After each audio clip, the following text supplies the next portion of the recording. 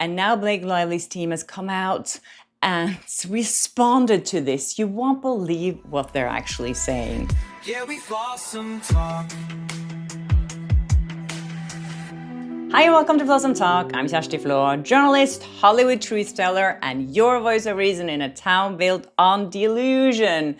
I did post an update this weekend. On Saturday, I spoke about this person behind that recording of Steve Sarowitz, where he allegedly said the length he would go to protect Wayfair Studios. This person is now unsealed, and I spoke about it on Saturday. And there are some more stuff we need to talk about. Also, we have to address this story in TMZ where Justin Baldoni's former agent, the WMA agent, I also spoke about that in my latest episode. If you missed it, you can go back and watch it, where he talks about how Blake Lively extorted Sony and the Wayfair parties, and now Blake Lively's team has come out and responded to this. You won't believe what they're actually saying. Also, there's some videos out there that I wanted to address because a lot of people sent me a video where it sounds like Blake Lively is in the background of a behind-the-scenes video of Taylor Swift's making of The Fates of Ophelia, where you can hear Blake Lively's voice. I wanted to address that because I think there's so many things that don't add up. And there's also a story on who's on Taylor Swift's wedding list and who's not. Some of these people are pretty obvious if you ask me. Anyways, Ryan Reynolds is out there desperately trying to make us look the other way.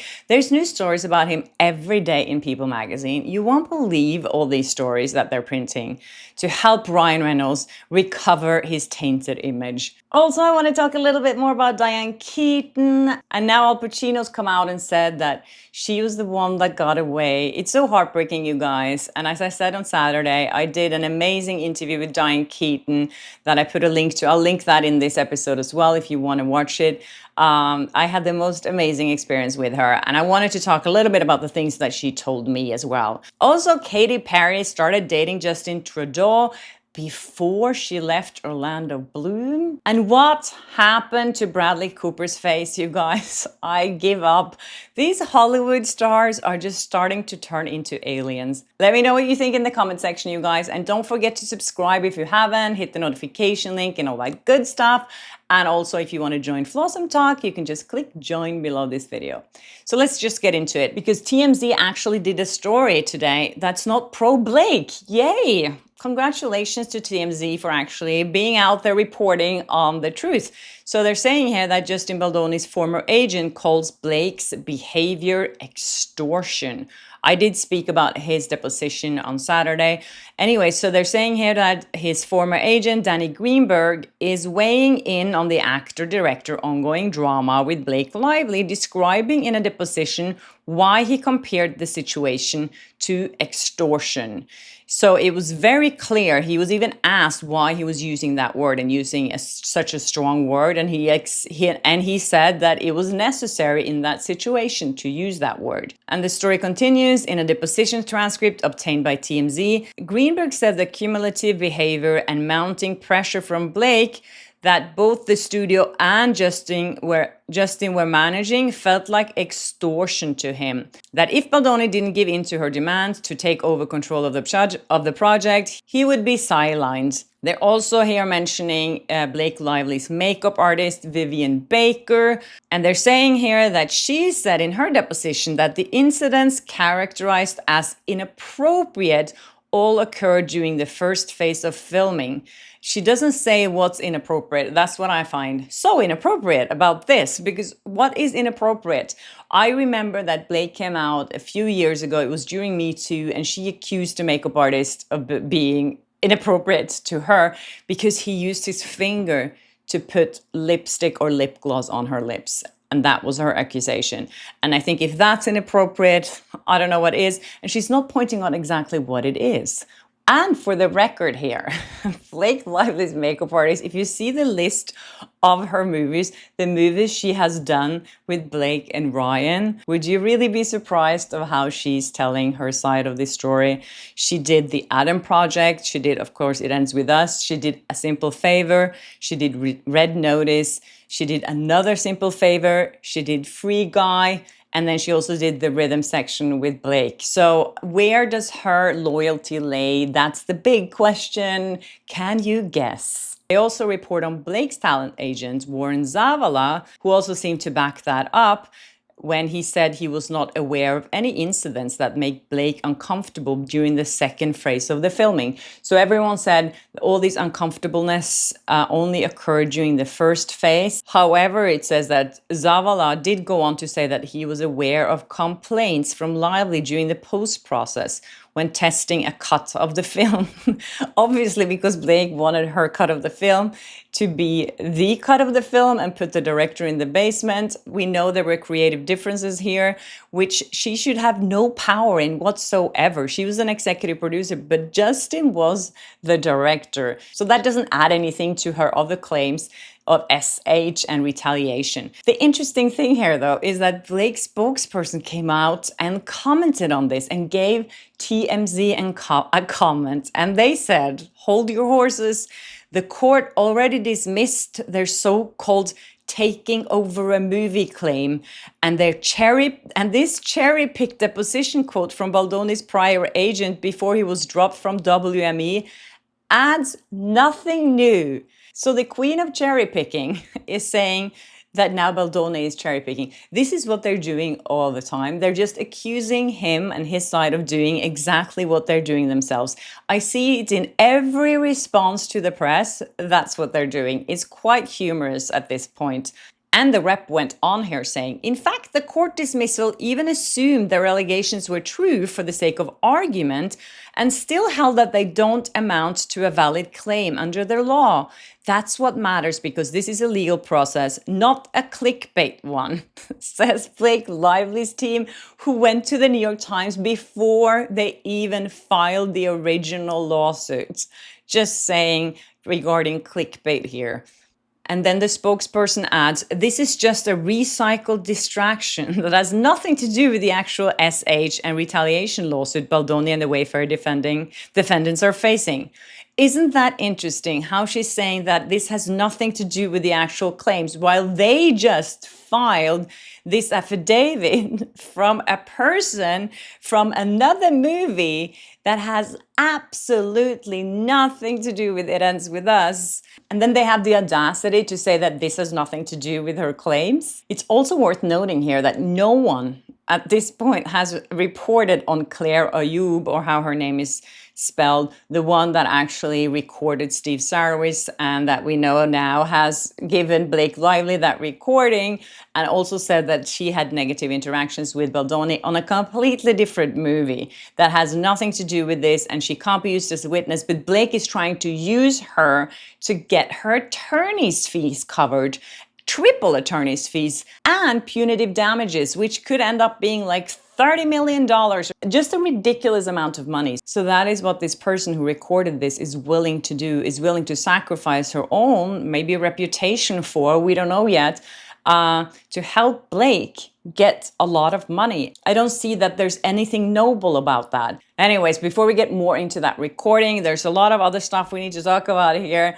I wanted to thank the sponsor of this video, Misplay. Yeah, that's the app that makes playing games on your phone actually rewarding. Yeah, you do get rewarded for playing games. Right now, they're doing something super fun called the Season of Giving Sweepstakes, where one person will receive $20,000. PS, ending on October 30th. All you have to do to enter is to download Misplay and use my code Kjersti, my name, for a free entry. No purchase necessary. Then you just play games and earn points. It's free and it's a perfect low-effort way to wind down. When I finally crash on the couch for filming or editing for hours, I love something that's fun but totally mindless. My current favorite games on Misplay are Midas Merge. It's super satisfying to watch everything that you build come to life. And I love Merge Cooking because honestly, who doesn't want to feel like a master chef while multitasking? You make points just by playing and then you can trade in those points. I'm planning to use my $100 gift card kindly gifted by Misplay on some Halloween decorations from Amazon or some delicious food from DoorDash. So if you need a chill escape from all the drama in Hollywood and from kids, work, deadlines, download Misplay for free by using the link in my description or click this QR code. Use my code KJERSTI, KJERSTI, to get 1 free entry into sweepstakes. See description for details. All right, so I spoke about Claire Ayub, I don't know how to say her last name, on Saturday, and I've seen that a lot of people had jumped on her on Instagram. I don't think you should do that. And I have to say, I experienced people coming after me when Blake Lively filed her lawsuit. As you know, they insinuated in the article that I was a part of the smear campaign and that I had been working with Baldoni's team. And I received a lot of hate from that. It was so intense that I couldn't open my emails. I couldn't open my Instagram accounts. So that's why I feel for everyone who's on the receiving end of something like that. So I would ask people not to go after her. I think the truth will come out.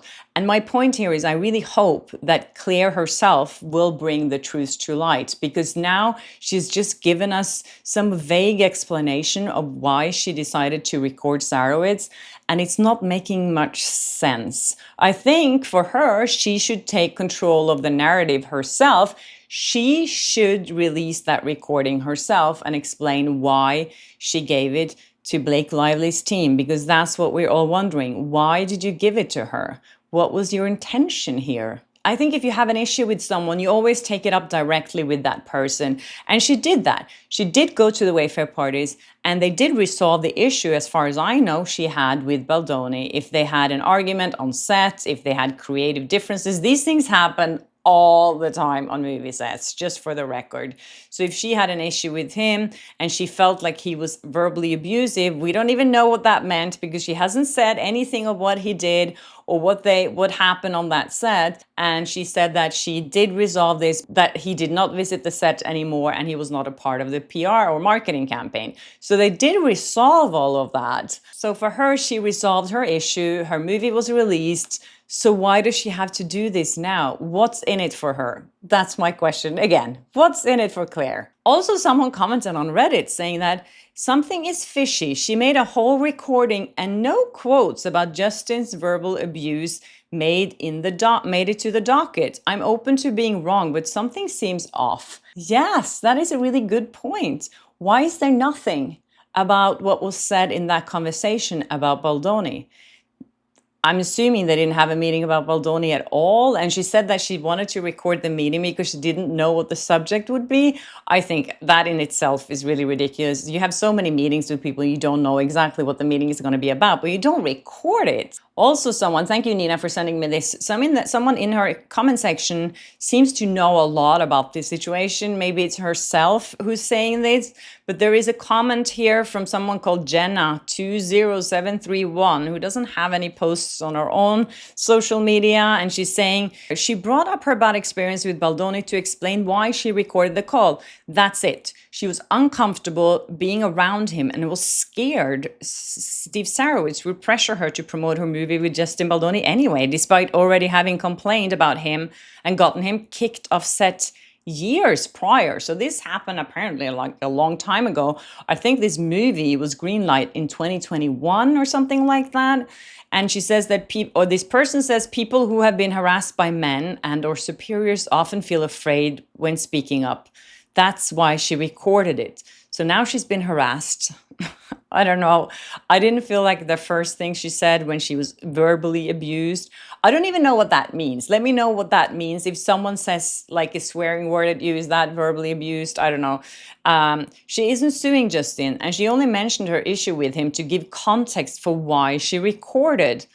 All she's doing now is telling the truth and sharing a recording, nothing more. I wish people would leave her alone. I do find this strange in many ways, also because I feel like this Claire person has had quite a bit of a career already. So if you're afraid someone's going to say something or use something against you, you get it in writing. You write an email saying, okay, we agreed upon this, so let's just leave it at that, instead of actually recording someone. And this person here seems to know a lot about where everyone was during this recording, because Jenna here says that 38 out of 50 states are one-party consent states, meaning it's legal to record without consent. Besides, if the recording was illegal or inadmissible, we wouldn't be having this convo because it would not be in the docket. That's not true. I'm sure they would happily use a recording that was illegally obtained. As you know, they did illegally obtain Jennifer Abel's phone, or allegedly through that Van Sant sham lawsuit. So they don't have an issue using a recording from her. It's going to be her problem that she actually recorded this without his consent. And the person here says that, what does California have to do with anything? He lives in Illinois and she lives in New York City, and we don't know where they each were during the meeting. I think this person knows where they were during this meeting. But anyways, because also this person knows a lot of details. And then she's responding to someone here saying that Claire's recording is unrelated. You're thinking of the "I'll spend $100 million to destroy Blake Lively's life" quote. But Steve said that to someone else at the movie premiere. Claire's recording is separate. It's Steve saying he'll protect the studio like Israel defending against Hamas, and that Blake and Ryan will be metaphorically unalived. Also, for your info, Steve's daughter is an adult. So yeah, bottom line here is that I think that Claire should release this herself. That would be the smartest thing for her to do right now. That's the first thing I did when someone accused me of something that I felt was unfair. And of course, it wasn't true. And I just went on YouTube and spoke about it. And she does have her own YouTube channel and everything.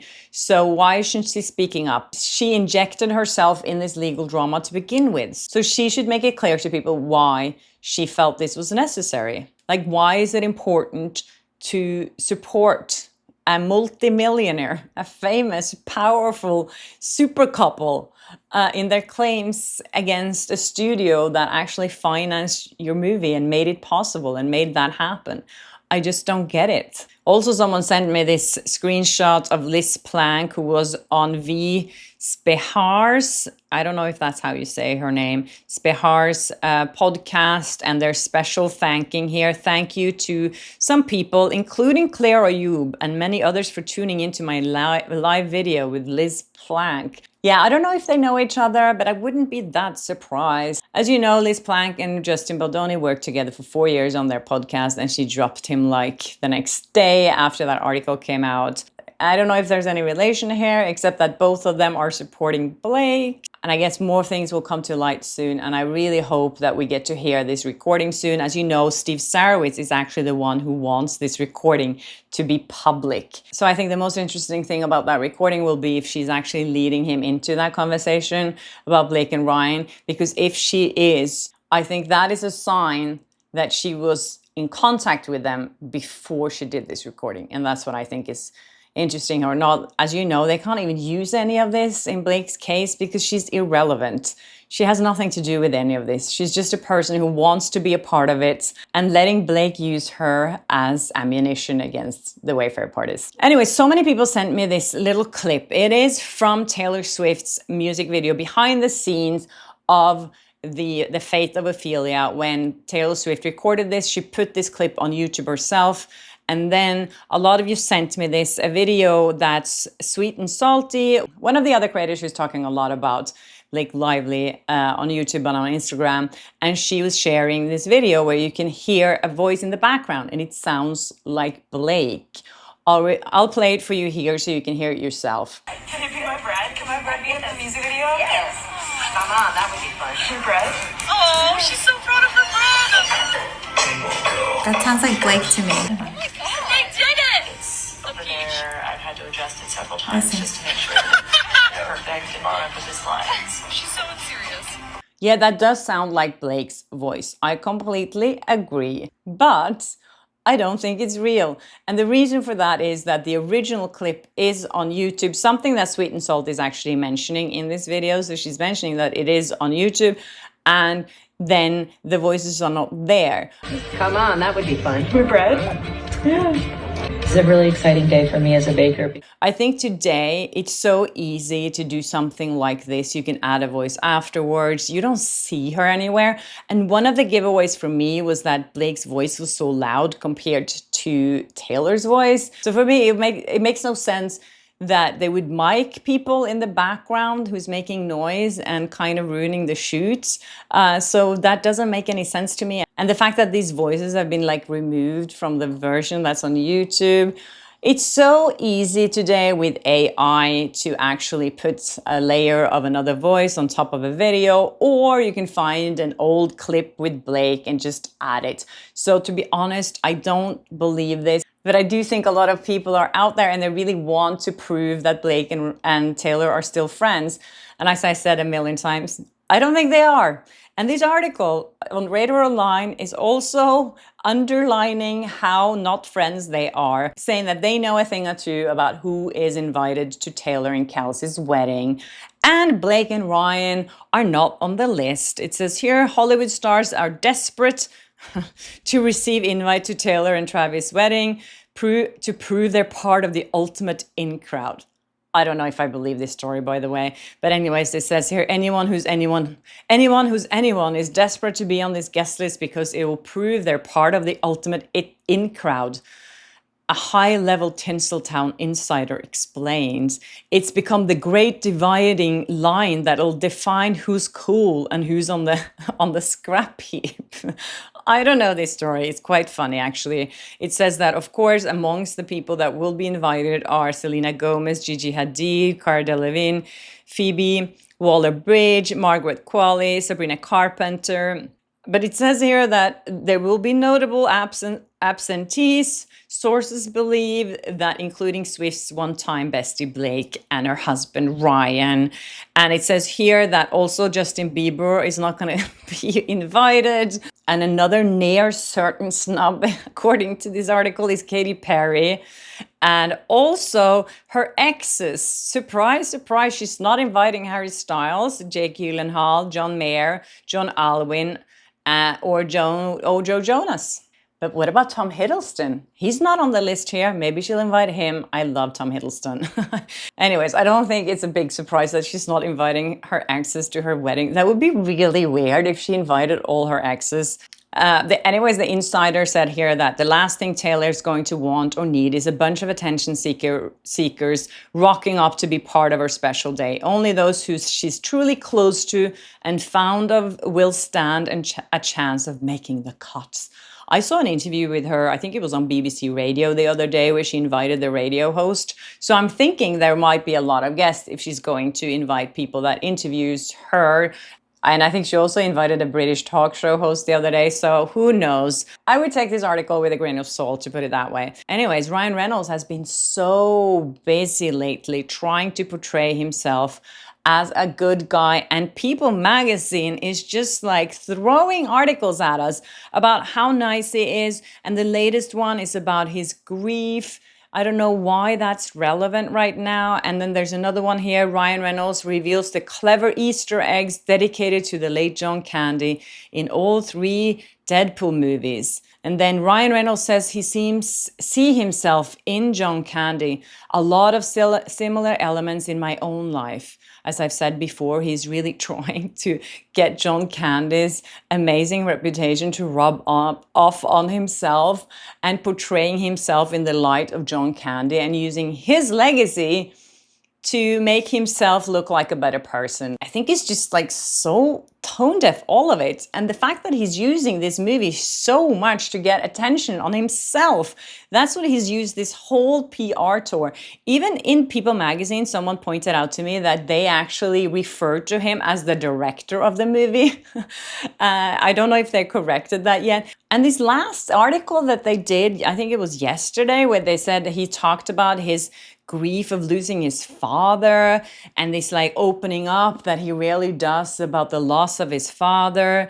And he said about his father here, the healing for me really comes more through my relationship with my own kids, while taking some of the things from my father that are of immense value, he shared.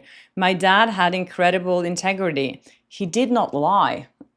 I don't know if anyone has parents who lies. My parents didn't lie. I wouldn't even say that my mom or my dad never lied, because I would just take that for granted that they didn't lie. But he had to put that in there, which I thought was a little weird. But I'm not going to talk about other people's grief, because losing a parent it's hard. I've lost both of mine. I know what it is like. But I just feel like this whole PR tour that he's doing now to try and get sympathy is just not working. And when you look at the comment sections, people are not buying it. Anyways, I wanted to talk a little bit more about Diane Keaton. As you know, if you watched my episode on Saturday, I had the most amazing interview with her, and it actually gave me an award, the Southern California Journalism Award, the interview that I did with her. I had about, I think, 15 minutes with her, and she was so open to me. And we talked about so many things, but what I forgot to mention the other day was that she was so special in the way that she always used to ask questions back. And that rarely happens. I have met maybe 5 or 10 people who actually ask back my opinion when I ask them something. And that's what made it such a joy to interview her as well, because it turned more into a conversation that, you know, me asking her and she sitting up there on a pedestal that a lot of famous or big celebrities do, but she didn't do that. She was just like, what do you think about that? She asked me probably 5 times back what my opinion was about things and how I felt about things. We spoke about everything: life, love, her legacy, that she was scared of dying, and also if she ever regretted not getting married. And I saw an interview that you did recently when you said that I am glad I'd never wanted to be someone's wife. Yeah, and I wonder if I'm really being honest. I did say that, and then sometimes I think that's not really right, Diane. But I didn't. I think that that in abstract, it might have been a really good idea to be married, because I think it is really an important, wonderful institution for 2 people to get together and stay together and live together. Don't think I had it in me, though. Oh, you're not romantic, you think? I think that it would have been taxing, or I would have had the role my mother had. I didn't want that. I didn't want to have my mother's role, because I saw that she had a lot of ambition that she couldn't realize because of 4 kids and a husband. Okay, so why I wanted to share that clip with you was because I saw today that Al Pacino was quoted, or a friend of him said that he had once said to him that Diane Keaton was the one that got away. And I feel the love story between them, because I remember reading that Diane Keaton said that she was so heartbroken by him. And now, but he's saying that she was the one that got away. But she also said that it would never have worked between them if they got married. They had a very long on and off relationship going on. And she said back in 2017, she said, I didn't even want him to propose. I just thought maybe he would marry me eventually. I thought, don't even propose, let's just do it. But that never happened. And that is a blessing for both of us. I would have been a nightmare for him, she said. She added, we're very eccentric. He needed a woman that was going to take care of him. I needed a man who would take care of me. So the Daily Mail is reporting on this person close to Al Pacino who said that I'll know that he'll forever regret he didn't make this move when he had the chance. And he added, for years after he and Diane split, Al used to say, if it's meant to be, it's never too late for a do-over. But sadly, now it is. He added that he admitted the love of his life was Diane. The pair first met in 1974 during The Godfather, and we know they had a lot of back and forth. And I found this clip of Al Pacino, I think it's from 8 years ago, when he was doing a speech for her to give her this award. And it just warmed my heart to see the love between them. You're a great artist. I remember it and I love it, and I love you forever. Thank you. Yeah, the one that got away. I hope everyone follows their heart. It's just so sad to have regrets at the end of your life. Let's talk about another couple here that I find so weird. Katy Perry and the ex-Canadian Prime Minister, Justin Trudeau. I just feel like their romance is so off. I don't know what you guys think. And now apparently they started dating before she had left Orlando Bloom. According to an insider, it says the pop superstar spark with the former Canadian Prime Minister ignited months earlier and could be the real reason behind the breakup of her and Orlando. And it says here that after 6 years of engagement, news of Katie and Orlando's separation broke in June 2025. So it's not that many months ago. Their reps called it a mutual decision to focus on co-parenting their daughter, Daisy Dove, who was born in 2020. But one close friend insists otherwise. Orlando is not a fool. He could tell she was already gone emotionally. Who knows? I thought this was just speculations about the two of them, but now when I saw the PDA packed pictures of the two of them on this yacht in Santa Barbara, I was like, wow, they're actually dating. I mean, weird couple. What do you think? Let me know in the comment section if you think this is gonna last. I feel like, I don't know. I just think it's really weird. But not as weird as Bradley Cooper's new face. This came through my Instagram feed yesterday, and I was looking at his face during this interview, and I was like, what has he done? His whole face looked kind of weird and bloated. He's got fillers and Botox in his forehead, and I'm like, why are you doing this to yourself? Bradley Cooper, he was such a good-looking guy, and now he looks weird. He looks so weird. He looks bloated and weird. He doesn't have any wrinkles, which is very unnatural for a man in his 50s. Maybe it's because he's with Gigi Hadid, who's a lot younger than him, that he needs to pretend he's not aging. But I just feel like this whole new trend of people looking like aliens, it's just like they don't want AI to take over their roles in Hollywood, but now they're just starting to look like AI themselves because all their facial expressions are gone. I said this last week about Demi Lovato's new face, and a lot of women, of course, are doing it, but the guys too. What happened to the real men? I feel like this just looks ridiculous to me. I'm sorry if you disagree with me. I feel everyone should do whatever they feel like and to make them feel happy. A friend of mine told me the other day, she was like, you get to a point in life where you have to choose, do you want to look old or do you want to look weird? And I think a lot of people choose to look weird. And I don't agree with it. I'd rather look old. Anyways, that's it from me, you guys. I hope you enjoyed this episode. And please subscribe if you haven't. Hit the notification bell so you never miss an episode of Flawsome Talk. And just a reminder before I go, if you want to download Misplay for free, you can do that by either clicking this QR code or go to the link in my description. Yeah, we Flawsome Talk.